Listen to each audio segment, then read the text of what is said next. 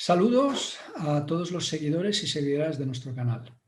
Soy Farid Yazdani y os doy la bienvenida a Orientaciones en tiempos de crisis, un ciclo de debates, entrevistas y talleres donde trataremos de compartir conocimientos y generar aprendizajes que puedan transformarse en herramientas en la realidad de cada uno.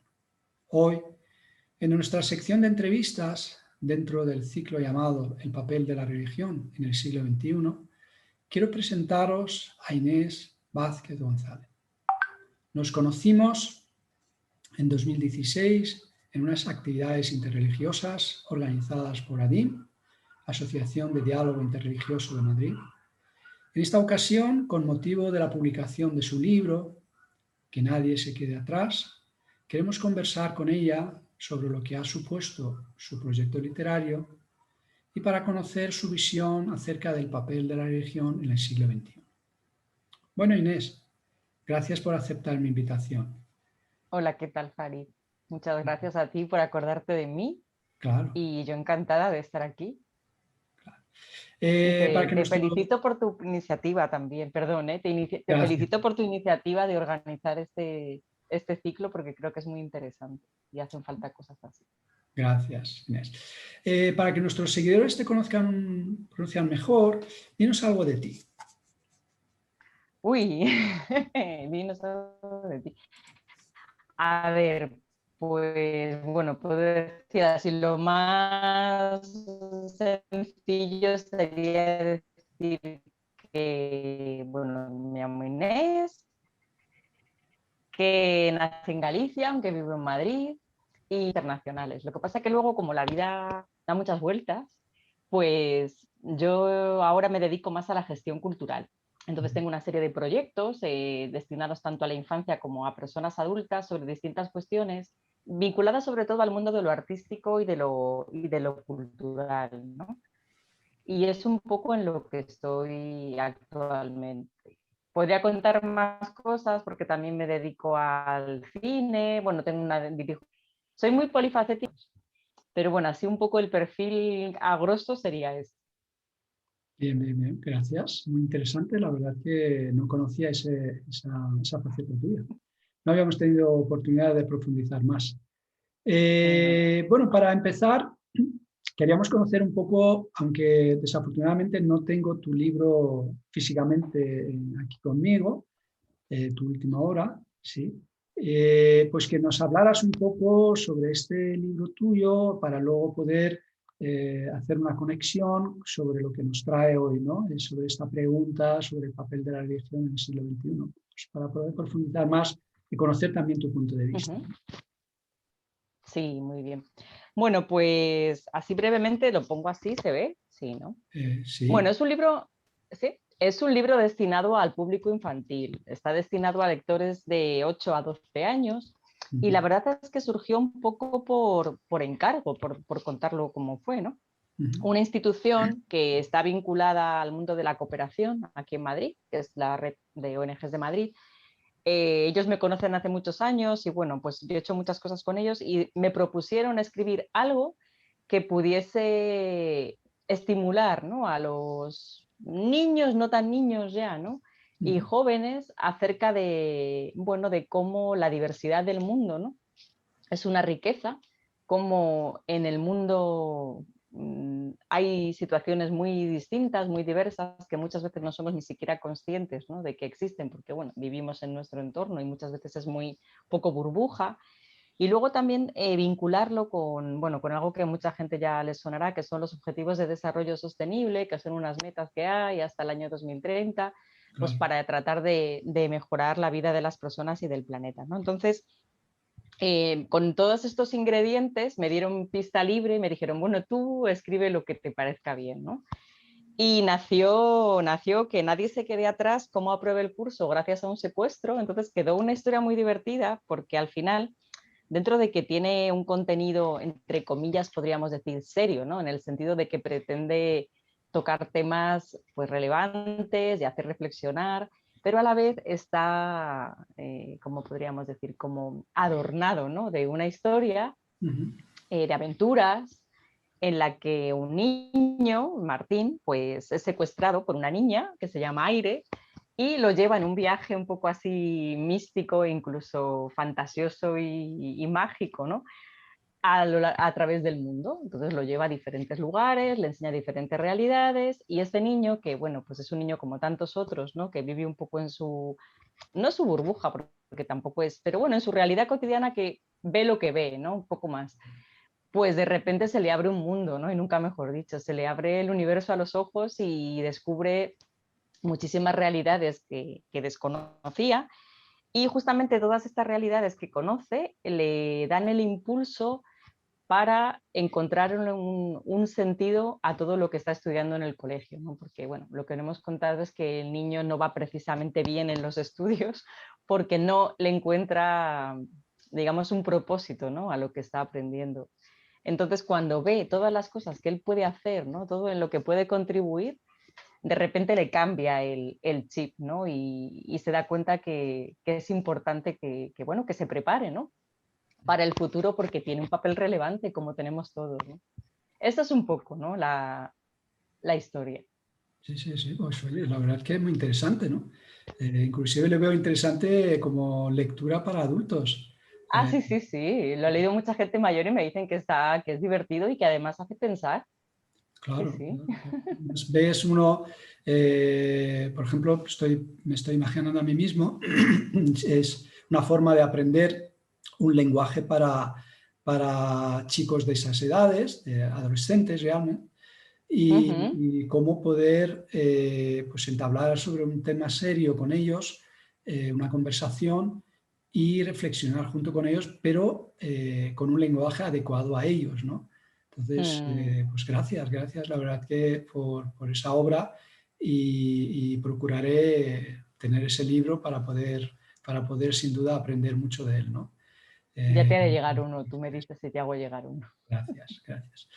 Bueno, y también vamos a un poco conversar sobre el papel de la religión en esta actualidad que estamos viviendo nosotros en el siglo XXI, porque sin duda alguna ya se ha constatado por pasiva y por activo que la religión ha tenido un papel civilizatorio a lo largo de la historia humana, ¿no? Tanto inclusive cuando los humanos eran grupos pequeños, siempre había un sentido trascendente dentro de su propia mirada, dentro de su propia creencia, y eso es lo que le ayudaba a forjar o a tener una vista hacia el futuro, ¿no? Y luego, obviamente, cuando las sociedades fueron organizándose y se fueron creciendo, pues los modelos religiosos o los modelos espirituales también fueron haciéndose más complejos, ¿no? Digamos, empiezan a nacer organizaciones como organizaciones religiosas, ¿no? Da un salto ya más social y más complejo que a los que conocemos hoy en día como entidades religiosas, ¿no? Como religión realmente. Pues como cualquier elemento que hemos observado en nuestras sociedades, ha tenido nacimientos en un momento dado de la historia, ha tenido su proceso evolutivo, su proceso de crecimiento y parece que también, al menos socialmente, ha tenido su declive y su proceso de la muerte o de la muerte social de alguna manera, ¿no? De allá todas las crisis que vemos históricamente que ha ocurrido, cómo los mismos grupos religiosos desde la gloria están luego viviendo etapas de decadencia, pues se ve como que existe un proceso, ¿no? de nacimiento, de crecimiento, dar Mm. fruto y de envejecer y de morir, ¿no? Al menos desde su aspecto social, es donde lo Ujú. planteo, ¿no? Nos encontramos en esta altura de la historia, tenemos muchas religiones, eso quiere decir que tenemos muchas formas de ver nuestra trascendencia, hay puntos en común y hay otros que no, y uno ya empieza a preguntarse de qué manera se tiene que construir ese papel de la religión en esta etapa que tenemos nosotros, ¿no? Es decir, ¿cómo tiene que ser? Porque se ve o se parece o se percibe que los modelos anteriores ya no son tan útiles o tan fructíferos como venían siendo, ¿no? Entonces tenemos que pensar de otra manera de gestionar o de otra manera de interrelacionarse, o la religión tiene que empezar a visibilizar o a empezar a imaginar formas diferentes de interactuar no solo con su público, sino con el público en general, ¿no? Entonces, me gustaría un poco conocer también tu reflexión al respecto. Es un tema muy interesante, Farid, y yo creo que es un tema además que en este momento en que estamos viviendo tan particular, por dejarlo ahí, es un tema fundamental. Bueno, tú como ya sabes, me conociste en Adim, tú sabes un poco que yo practico una religión, ¿no? Que es el budismo del Sudra del Loto, el budismo Nichiren. Y antes de entrar un poco en cuál puede ser un poco mi pensamiento, ¿no? Mis reflexiones, que la verdad que hago muchas, sobre todo en estos tiempos, sí que me gustaría como dejar claro que mi opinión que yo voy a verter aquí es mía, ¿no? O sea, que obviamente yo bebo de las fuentes del budismo, ¿no? Pero que en ningún momento quiero como hacer, no sé, como equiparar mi opinión a la que pueda tener la Soka Gakkai en este caso, ¿no? De algunos temas, porque pues yo soy una persona independiente y por supuesto pues cada uno puede pensar. No digo más que nada por si alguien, yo que sé, alguna cosa que yo digo dice, que no piensen que es que la Soka Gakkai piensa así, sino que bueno, Claro, yo claro. soy Inés y pienso así. Entonces, en lo que tú planteas, sí, yo creo que ha habido unas décadas, incluso, sí, a lo mejor desde, poco desde que, hablando principalmente de España voy a referirme, ¿no? Desde que, digamos, salimos un poco, ¿no? De cierta opresión religiosa que venía un poco impuesta también, ¿no? Por la situación política, hablo de la época de la dictadura, ¿no? En la que tristemente se asoció religión con poder y se utilizó mucho la religión para someter al pueblo, ¿no? Para someter a las personas. De ahí, cuando digamos que vinieron aires de libertad, mucha gente salió corriendo de la religión porque en ningún momento le había supuesto algo que contribuyera a su vida, sino más bien una carga, un lastre o una forma de mantener a las personas pues controladas o sojuzgadas o un poco sometidas a ciertos patrones ideológicos que se mezclaban mucho con temas espirituales, ¿no? Entonces, claro, ha sido un poco pasar de un extremo a otro, ¿no? Porque, y esto pasa de muchos países, o sea, hablo un poco de España porque quizás nos más cercano para poder entender a qué me refiero, pero esto es universal, ¿no? Entonces, nos hemos ido como al otro extremo, ¿no? De abandonar quizá sí, o sea, esta sensación de religión malentendida para mí, ¿no? Porque yo creo que el drama de que se hayan producido este tipo de abusos, ¿no? A través de, digamos, la religión como sistema establecido, como institución, no tanto como ejercicio espiritual personal, ¿no? Ha sido el que las personas han olvidado que la religión no tiene nada que ver con los dogmas, con las, no sé, estructuras jerárquicas, con los mandatos, ¿no? Sino que es un ejercicio personal e intransferible que une al ser humano con algo que, como tú antes has comentado, es la trascendencia, ¿no?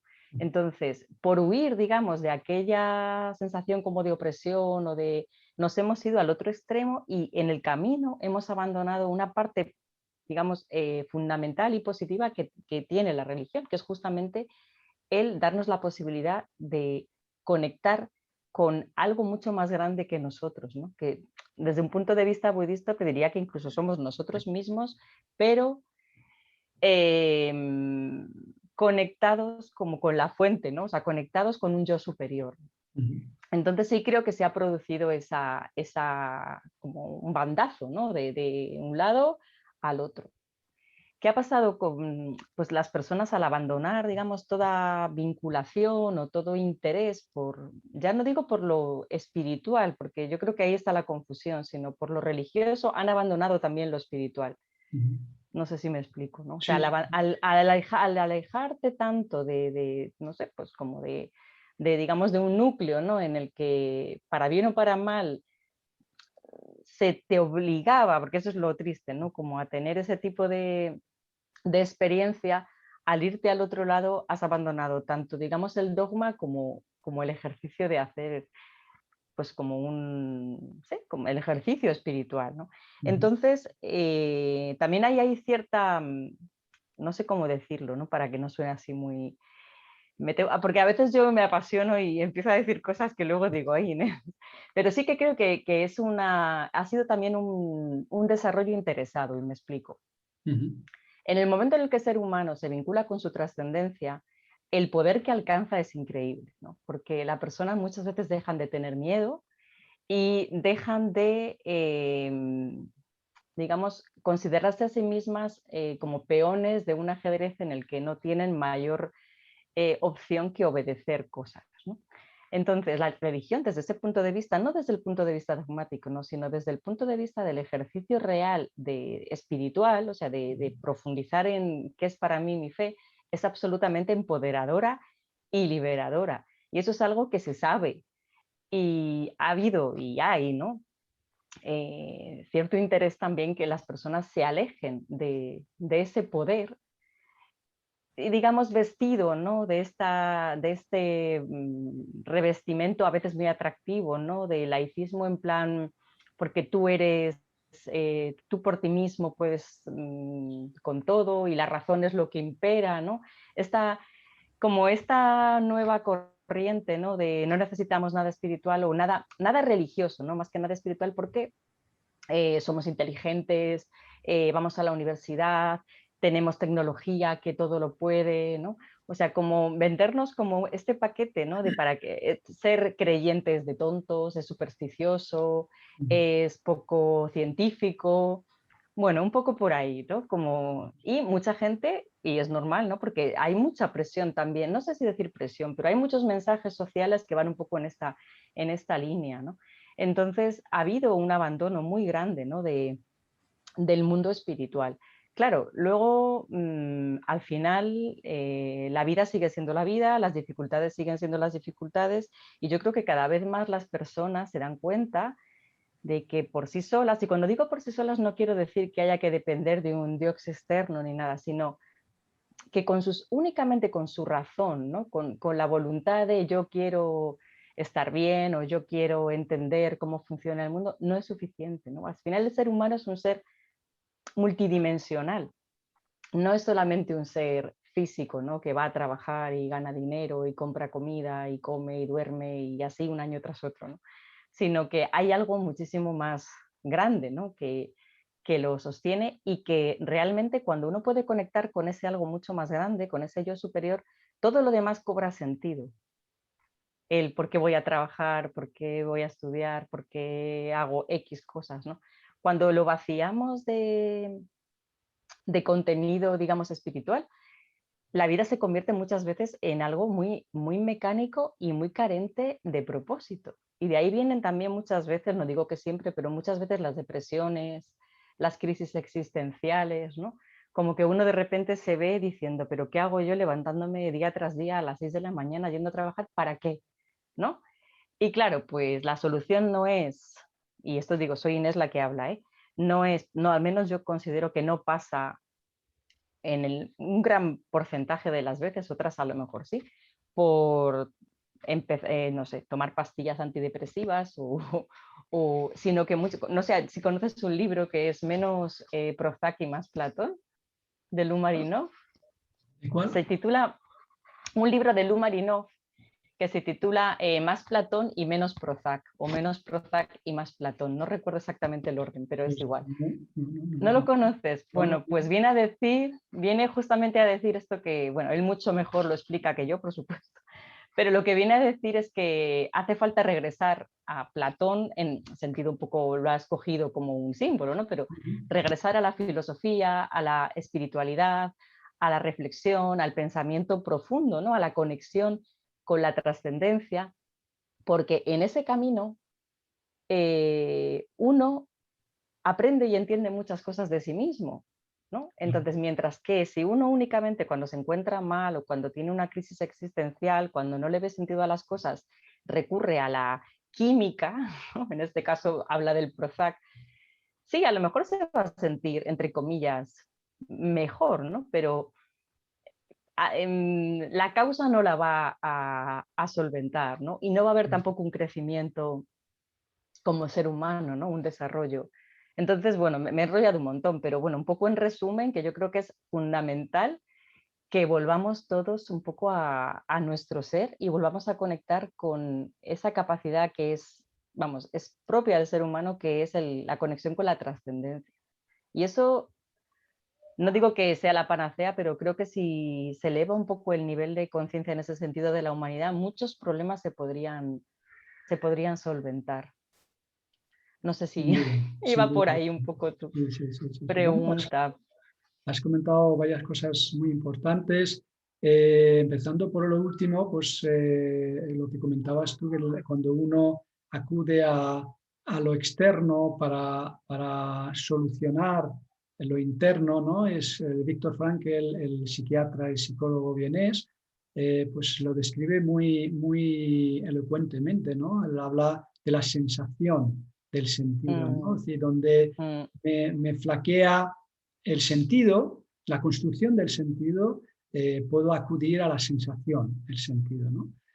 Pues es ujú, como esto, ¿no? Es como alguien que pueda consumir alguna sustancia y esa sustancia le haga reír, ¿no?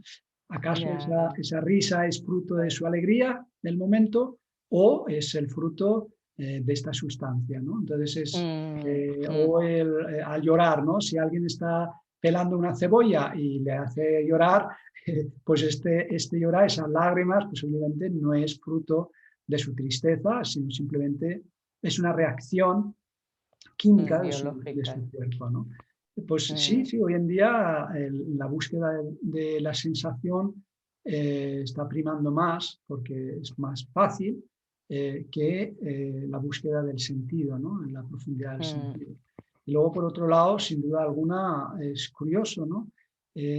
Todo el universo, así como lo veo yo realmente, dejaría de tener sentido como materia, como la ujú. existencia física, si no hay un sentido detrás de ello para el ser humano. Yo creo que esto inclusive no es solo para el ser humano terrestre, sino sería para cualquier ser inteligente que existiera en el universo. Eh, Absolutamente. ¿Eh? Yo estoy convencida de eso también. O sea, la trascendencia y el sentido de pertenecer a algo mayor.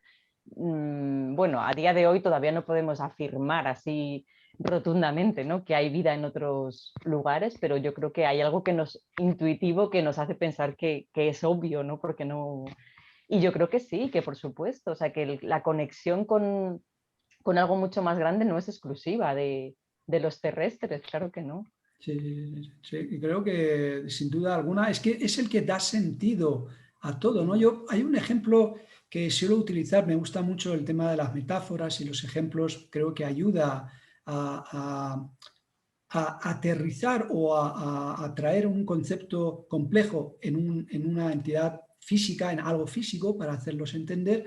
Utilizo el arte y el cuadro. En ajá, un cuadro de pintura, ¿no? Hay dos realidades que conviven simultáneamente. Está la realidad intangible, que es el ujú, que denominamos arte, y está la realidad tangible, que es el cuadro. Su marco, el lienzo, la pintura, todo lo que es el cuadro en sí, cuadro materialmente hablando. Y estas dos entidades se necesitan mutuamente, porque ujú. la entidad tangible es la que tiene la capacidad de traer, de visibilizar la realidad intangible a nosotros. Es decir, el arte de pintar sin este tangible no lo podríamos visualizar. Es decir, yo no podría conocer ninguna obra de ningún artista, pues sea de Goya, por ejemplo, ¿no? O de Ujú. Velázquez, o cualquier otro, de Van Gogh, si todo ese material no estuviera por el medio, ¿no? Todo esto no existiría, ¿no? Entonces es el medio que lo visibiliza todo ese intangible que está ahí. Pero Se ahora, encarna, ¿no? exacto, exacto. Se encarna o toma cuerpo en algo concreto, ¿no? exacto. Es como canal, es el canal que le visibiliza, Sí. ¿no? Le hace que aquello sea visible. Y curiosamente, cuando uno profundiza en ese cuadro, todo aquello que tiene valor, todo aquello que tiene sentido para el que está observando, y el cuadro es el medio de hacerlo ver, no está en el cuadro, de forma tangible, de forma física no está allí. Sin embargo, pero lo que para nosotros importa no es en lo físico del cuadro. No nos importa su marco, no nos importa su lienzo, no nos importa el pigmento, no nos importa absolutamente nada tangible lo que tiene, sino cómo hace que lo intangible sea visible, ¿no? Pero eso Entonces, sería como un catalizador, ¿no? De lo que ya tenemos nosotros dentro, sin a dudas, través de algo externo, ¿no? Como una causa externa que despierta una causa interna, ¿no? sí, sí, sí, es Me parece así, es muy así, interesante es vamos, la así. metáfora, sí, sí. Para mí es la forma de que hace ver, entonces es como, hay una realidad que está allí que no se puede negar, ¿no? Es decir, inclusive ya las ciencias sociales, se habla de ello desde la ciencia, de esa realidad intangible del ser humano, ¿no? Que va más allá, que inclusive es el que da valor a la vida para nosotros, ¿no? Si no, no tendría... Es decir, el mero hecho de existir como entidad biológica para nosotros no tiene sentido. Y cuando caemos en ello es justo lo que comentaste, que surge la depresión, surge la crisis existencial, surge todo aquello que hace de como que no merezca la pena hacer todo lo que hacemos. Entonces hay otro elemento ahí. Pero quiero también referirme a otro elemento que comentaste, que es la estructura religiosa, ¿no? Esa estructura que en muchas ocasiones sirvió para potenciar el valor espiritual y el acercamiento, sirvió de medio para acercar la espiritualidad al conjunto, pero a la vez también sirvió para distanciar a ese mismo público ese mismo valor, ¿no? Yo siempre he afirmado y sigo afirmando porque así lo veo, que los seres no lineales, y así somos los humanos, no somos seres lineales, el que puede ser el magnanimidad es el que puede ser lo contrario. Si no, sería lineal, ni sería magnánime ni sería mediocre, ¿no? Sino simplemente está en el medio. Pero quien puede ir a las alturas es el que quien puede bajar a las ruinas, ¿no? A la más bajo. Entonces, vemos ese papel de la estructura religiosa, la que llamamos religión, ¿no? Religión no como espiritualidad, sino la religión como institución. Y ejerce un papel. Construye una narrativa que esa narrativa influye en la cosmovisión de las personas creyentes, a unos más, a unos menos, ¿no? Y construye una estructura de diálogo o no, de convivencia o no. Es decir, una serie de medios que pueden favorecer o no favorecer. Entonces, estaría bien también pensar esa estructura, qué papel tendría que jugar hoy, ¿no? Hoy en una sociedad globalizada, en una sociedad que ya no puede pensar que su modelo de pensamiento, su modelo de creencia es el único modelo válido, ¿no? Entonces tienen que encontrar herramientas de encuentro, ¿no? Entonces tendríamos una gran dicotomía si por un lado yo dijera que mi creencia es la creencia, la única valedera, la única verdadera, pero luego a la vez quisiera acercarme a los demás, ¿no? ¿No te parece que generaría cierta dicotomía, cierto contradicción? Sí. Sí, sí, me parece muy interesante el planteamiento que haces con tu pregunta. Mira, ahora que estabas hablando, yo es que me estaba apuntando aquí unas cosas para no olvidarme, porque luego empiezo ahí. Justamente yo creo que, a ver, la estructura muchas veces es casi inevitable. Y digo el casi porque yo creo que, bueno, estamos en unos tiempos muy distintos a lo mejor a los que hemos podido vivir hace 50, 60, 100 años, ¿no? La sociedad ha cambiado mucho. La propia estructura religiosa cumplía un papel que ahora mismo yo creo que ya, quitando en algunos países concretos y demás, creo que ya no tiene razón de ser. Entonces se hace necesario pues dar un paso adelante, ¿no? O sea, como adecuar, ¿no?, esa estructura religiosa o el para qué puede llegar a existir esa estructura religiosa pues a una nueva realidad, ¿no? Entonces, en ese sentido, yo sí creo que hay como tres, así de bote pronto me han salido como tres puntos, ¿no?, que creo que serían relevantes o importantes o casi te diría que fundamentales si una estructura religiosa quiere sobrevivir. Porque esa es otra cuestión, ¿no? Muchas estructuras religiosas, yo no me voy a referir a ninguna en concreto porque tampoco quiero, no sé, ni generar ningún malentendido, ni yo respeto absolutamente todas, ¿no? Pero creo que por ley de la propia naturaleza, ¿no?, de las cosas, como tú antes decías, nacen, crecen, evolucionan, decaen y muchas veces mueren, ¿no?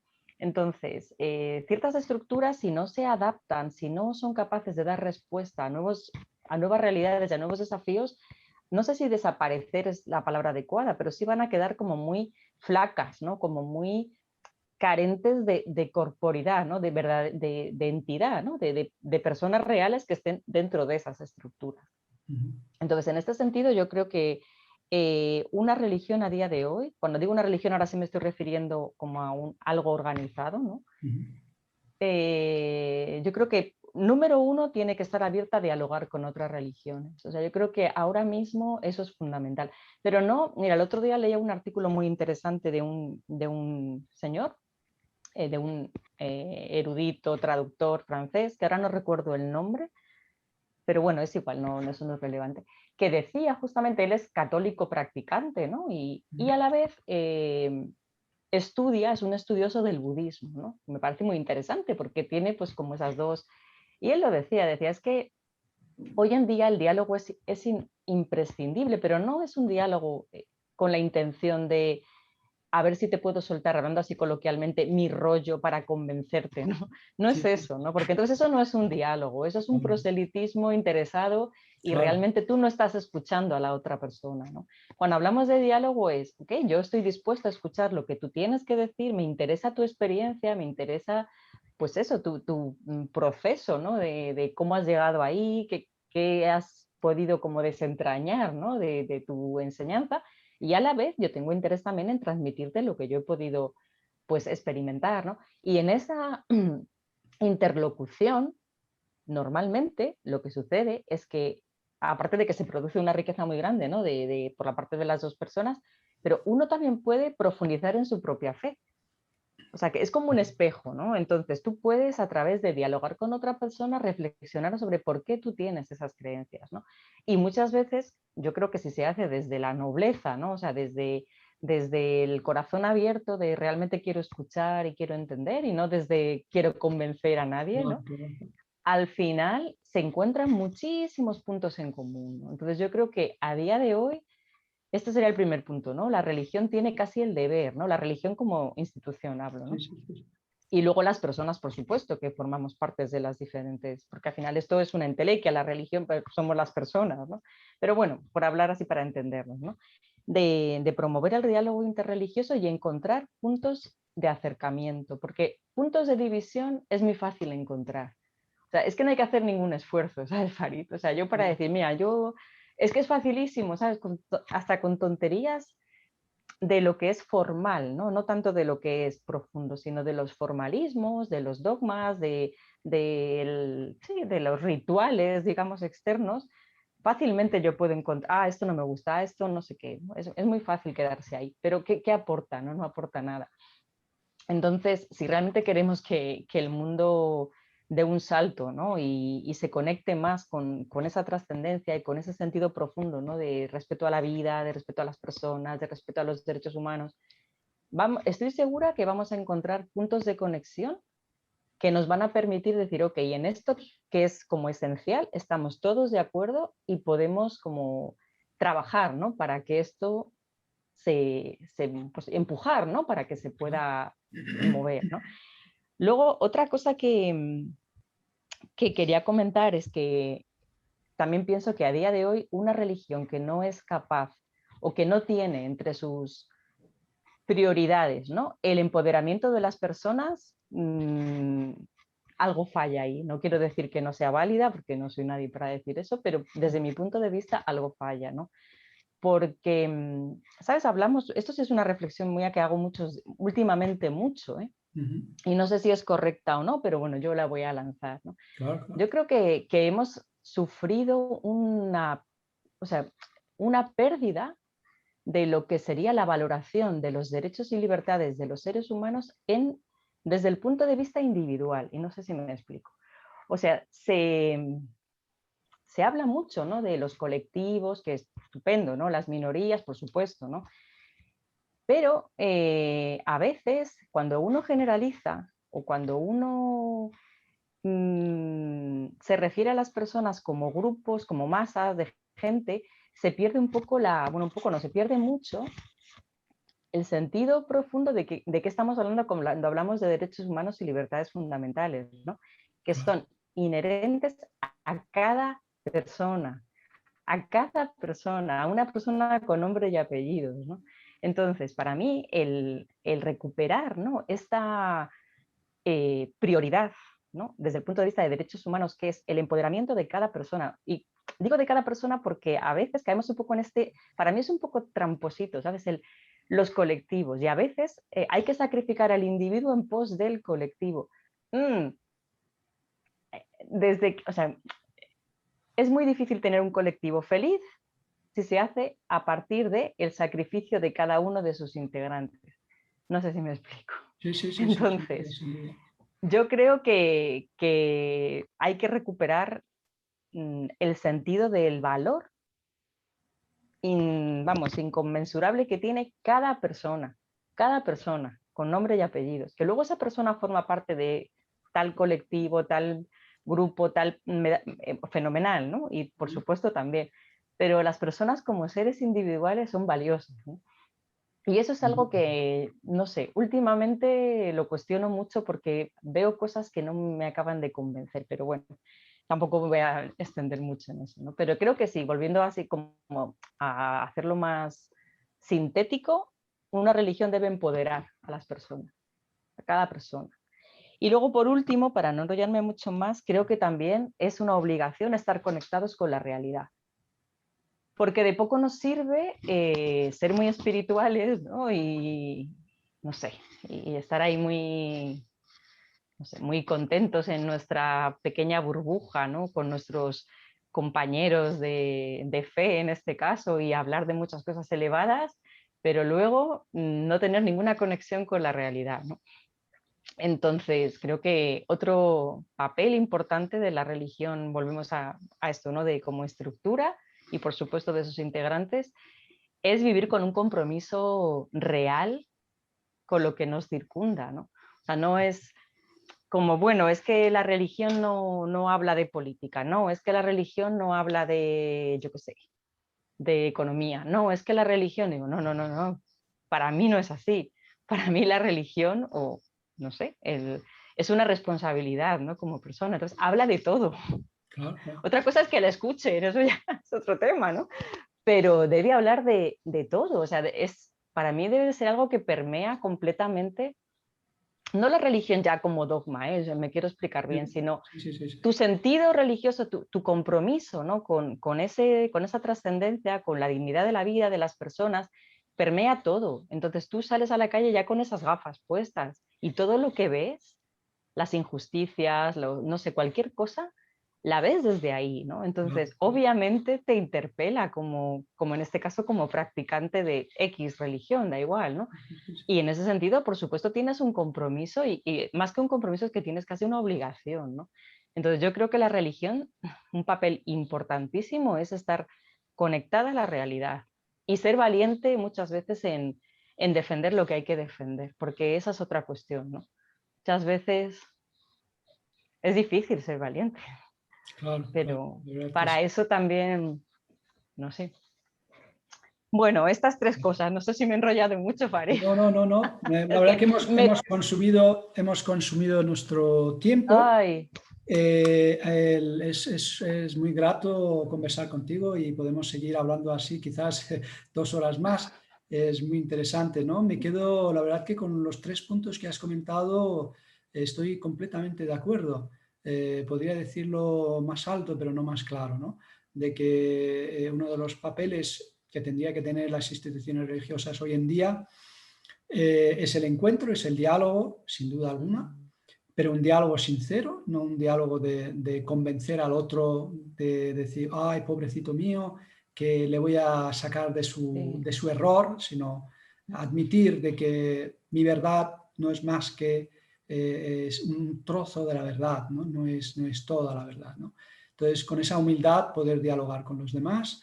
Y luego otro elemento lo veo muy interesante que lo has comentado, que sea capaz de empoderar a sus miembros. Y eso habría que matizarlo mucho, ¿no? Porque en ese Sí, empoderamiento obviamente. podríamos caer en falacias, ¿no? Es decir, ¿qué significa empoderar? Empoderar, yo entiendo, por ejemplo, es donde el derecho de todos prevalece.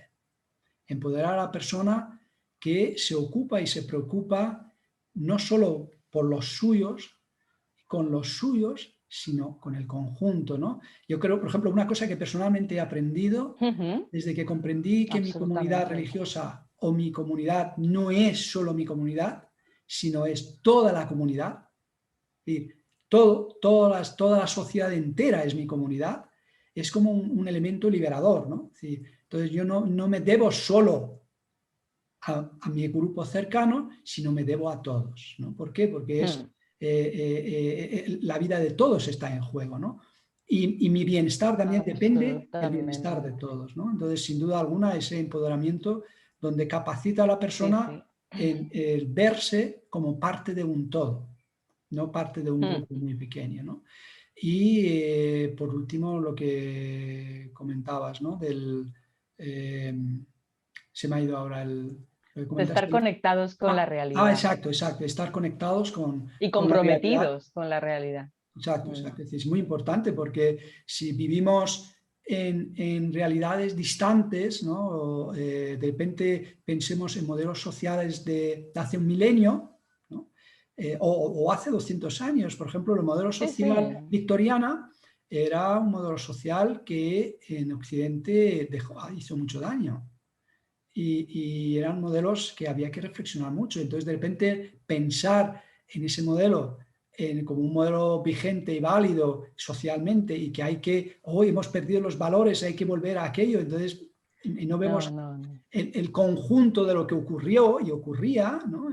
Precisamente Freud fue un maestro, ¿no? De ver las debilidades de nuestra sociedad victoriana, de ver qué es lo que estaba Mm, ocurriendo. Él obviamente, su investigación como médico era, y luego psiquiatra, y después con elementos psicológicos, es ver todo lo que estaba ocurriendo en esa sociedad tan ensimismada y tan puritana, ¿no? Que tenía dicotomías enormes de entre lo que hacían incoherente, una sociedad muy incoherente profundamente. y los Mm, pensamientos que trataban de exponer, ¿no? Como ideales, ¿no? Entonces es muy mm. importante aterrizar y hacer una lectura acertada del momento que estamos viviendo, ¿no? Entonces, ver el momento actual y el ver también momentos posteriores, ¿no? Es decir, es el lema actual de los activistas ecologistas, ¿no? Piensa global y actúa local, ¿no? Vale. Entonces, Mm. es muy importante. Pues ha sido magnífico, ha sido la verdad que un placer conversar Igualmente, contigo, Farid. Inés. Ojalá que disponiéramos de más tiempo, pero bueno, que hemos querido que nuestras conversaciones, diálogos, fuesen diálogos pues ligeros en tiempo, ligeros en contenido y una pincelada más, una idea más y ha sido la verdad que muy interesante de tus comentarios. Te agradezco muchísimo que hayas aceptado a mantener ese pequeño diálogo conmigo, ¿no? No, las gracias te las doy yo, que ha sido muy agradable y bueno, yo siento si me embalo hablando porque a veces me emociono con estas cuestiones, pero bueno, yo me he sentido súper cómoda, a mí se me olvida Muy que estás interesante. grabando. La verdad que muy interesante, muy agradecido. Bueno, Y gracias a ti. bueno, pues despedimos aquí a nuestros seguidores. Esperamos poder volver a grabar otra entrevista más con algunos otros amigos, amigas, con otros pensamientos, con otra mirada y seguir profundizando en esta idea, ¿no? El papel de la religión en el siglo XXI. Nos despedimos.